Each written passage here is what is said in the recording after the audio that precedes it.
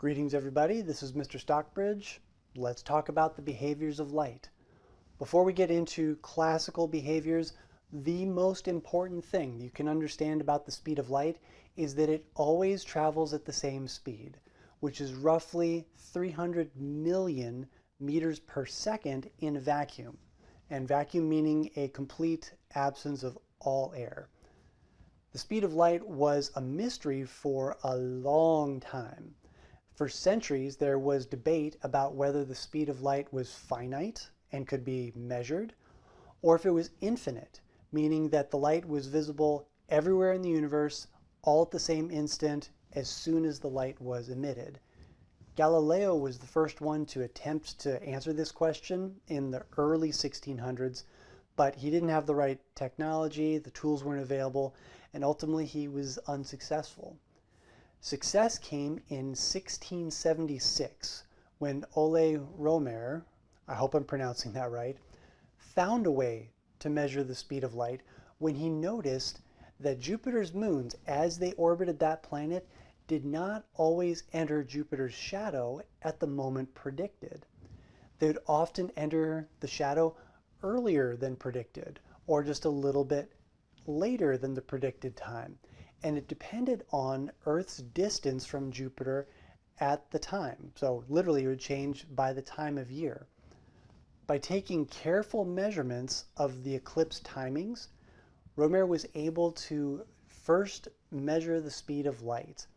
Now his measurement is about 25% lower than current modern measurements, but even so, he still did definitively answer the question and prove that the speed of light was not infinite. This was a key fact that helped Albert Einstein for developing what is now known as the special theory of relativity, which shows how objects traveling near the speed of light, as they get close to that speed, how will they behave? All kinds of goofy stuff happens. The length of the object changes, but only certain people can see it. Time flows at a different rate as you approach the speed of light. And even the mass of objects increases without anything being added to the mass. All kinds of wonderful, mind-boggling things. Sadly, we are not going to be studying special relativity this semester, but it's great. You should look into it when you are able to. Now, let's go ahead and talk about the more everyday behaviors of light. And these should go relatively quickly. Easiest idea first is transmission. Transmission is the basic idea that light will pass through an object or some medium, material, without any change in brightness. The light may interact with the material, like a lens or a filter, but only very minimally, and the brightness doesn't change substantially. The opposite of transmission is going to be absorption. Like water into a sponge, light can be absorbed by objects or materials. The energy is simply converted into some other form, and the photon disappears from existence because its energy is now somewhere else. Remember, photons are just energy carriers. However, just like photons can only be emitted in certain increments of energy, they can also only be absorbed in those same increments as the electron moves down the energy ladder that you read about earlier in this topic. And you're going to apply this principle of absorption in your lab this week. So hold on, it's coming. Next up is we have reflection. The idea that light simply bounces when it hits an object. This can be a little bit easy to misunderstand though. Many times what happens in other places in nature is light is absorbed by an object and then a new photon is instantly re-emitted. And it may even have the same wavelength and all the other same properties as the photon that had just been absorbed. That's not reflection. Reflection is a true bouncing back. No absorption or re-emission involved, just an instant interaction that results in a change in direction. Light does reflect in certain predictable ways though, and there are rules to it. The pattern is very simple. Imagine a mirror, and then let's draw a perpendicular line to that mirror just for reference. If you aim a ray of light, such as a laser, at the spot where the line touches the mirror, we can measure the angle light comes in at by comparing the path of the light to that perpendicular line. Light will always reflect out on the other side of that perpendicular. So it comes in this way, it goes out this way, but it'll still be going at the same angle that it came in at. Kind of like this. If the ray of light comes in at a 30-degree angle, it will leave at a 30-degree angle over here. Remember, always compared to the perpendicular. Before we move on to the next behavior of light, let's pause a moment and talk about filters. Filters are kind of a magical combination of transmission, maybe a little bit of absorption, and a lot of reflection. There are all kinds of different filters out there, and because I'm an astrophotography nerd, I would love to geek out on them a lot. But I only want to talk about a few so they can demonstrate some of these principles. So let's put this on pause and we're going to go outside for a quick demo. Now that we're outside, let's go ahead and do some demonstrations with filters before the sprinkler comes on and gets me like it did yesterday. Again, there are all kinds of different filters out there. We're only going to talk about a few, but I've pulled some from my astronomy kit and let's go through them. There are general purpose filters, kind of like this little guy. This is a moon filter, and moon filters are designed simply to take the brightness of all colors of light down. This is a 13% transmission filter, which means that only 13% of the light gets through. Now, if I move this closer to the camera will adjust things so you can see brighter than it actually is. But filters typically do not absorb light. They typically are going to do a lot of reflecting. But if they absorbed it, then the material would heat up and the filter would only be good for so long before you had to give it a rest and let it cool back down. So this is what's known as a neutral density filter, meaning that it simply dims all colors by the same amount all the time. The next filter I'm pulling out of my kit here doesn't look like it's actually doing anything. This is an infrared and UV cut filter, which means that what it's doing, as you look at the picture of the specs here, is it's cutting out all of the infrared light and UV light and maybe a little bit of the very edge of the visible spectrum, and that's just there for protecting the camera. So things are being filtered. You can probably see just a little bit of change in the vibrance of the colors, but for the most part, this is just removing entire sections of the electromagnetic spectrum from the view. The next filter, similar in size,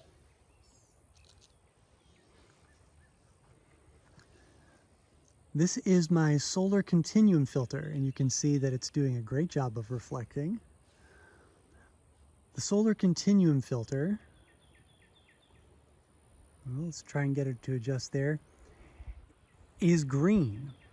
So what's happening is we are blocking all of the colors and only green is being allowed to transmit through this filter. I wish I had my red filter with me, because then you would see that, most of the stuff behind us here is green, and if I used a red filter, the brightness would drop way, way down and you actually wouldn't see a whole lot. So there's an example of a green filter in action. Only the green light is being allowed through. Actually, although I don't have my other color filters with me, I do have some pictures on my computer of some astrophotography I did on Mars a while back, where I took pictures of Mars through red, green, and blue filters, all at the same exposure, but you can see how the details that are visible were different depending on which filter, because the filter is designed to basically highlight certain features. And notice also that the brightness of the image is related to the color that it's coming through. The last filter that I want to talk about is a polarizing filter. And polarization is a concept that we've not talked about at all yet. So let's go into it. You know how you've seen the graphics of light waves as they've got all kinds of that sinusoidal curve to them, that wiggle? Well, usually in books it's two-dimensional, and we're like, okay, here's your wave, traveling away. That's not necessarily true. That wave can be oriented all kinds of different ways, all kinds of different angles. When it is, that's referred to as non-polarized light or unpolarized light. And what a polarization filter does, similar to the graphic that you see here, is it basically, through the orientation of the openings in the filter, only allows certain orientations of light to make their way through the filter. Now, this is a variable polarizing filter. You can see it takes the brightness down just a little bit there. Here is the second half to it, but you'll notice that they are, pretty much the same. Now I'm going to go ahead and screw these together. A variable polarizing filter is designed, whoops, they go this way, is designed where you stack two filters on top of each other. Both of them have the same polarization. Oops, if I can get them screwed together here. There we go. Both of them have the same polarization. However, as you rotate them, in some instances, the openings on the polarizing filter are the same, but if you twist it, now the polarizing slots, if you will, on the filter are opposite to each other, and it blocks most of the light. Now it looks like this is blocking quite a bit. That's because the camera can't pick up all the variations and subtle changes, but this is a 1 to 40% filter. So depending on how you have it twisted, it'll block 1% up to 40% of the light.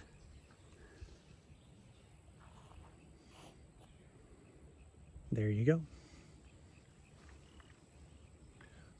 We've looked at a bunch of different filters. We've looked at neutral density, color filters, cut filters that simply remove entire chunks of the spectrum, and polarizing filters. I hope seeing these in action was helpful to you. The final behavior of light for this video is reflection, which is the bending of light. When light is moving along and passes from one kind of material into another, that change in medium will alter the light's path. It'll bend, so to speak. Now, to be clear, when we say it bends, the new path of the light is not curved. It's still a straight line, but the direction of that straight line has changed a little bit.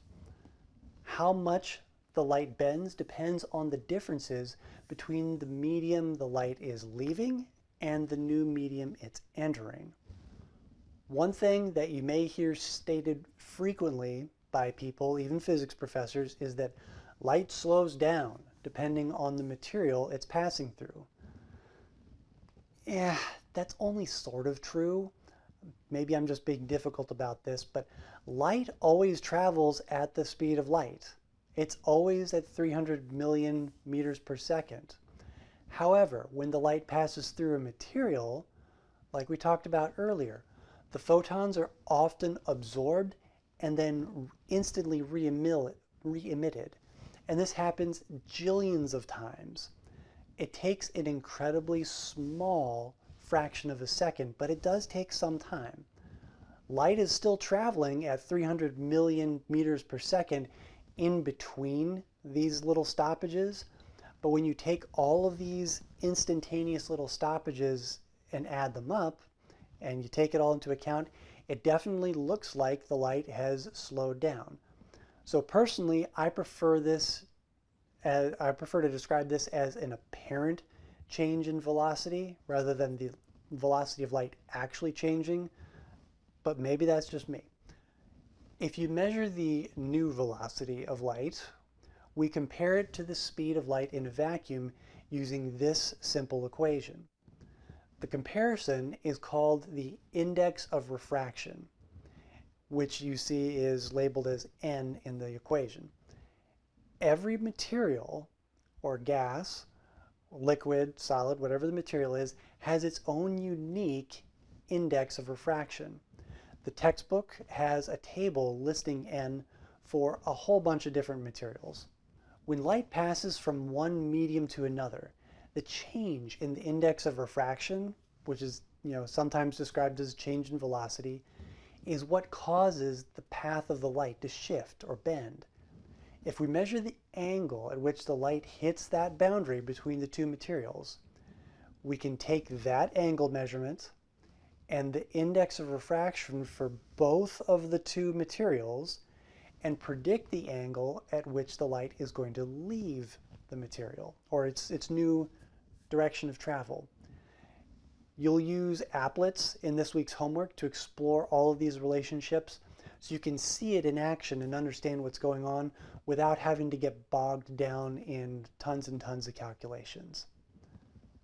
With that said, okay, we've talked about the speed of light, transmission, absorption, reflection, refraction, a little bit of polarization. These are all really critical concepts. I hope this video was helpful. If you need a little bit more information on any of these, they are covered in the textbook, and those links are in the course readings, but also provided in the show notes for the video here on YouTube. Thank you, and let me know if you have any questions.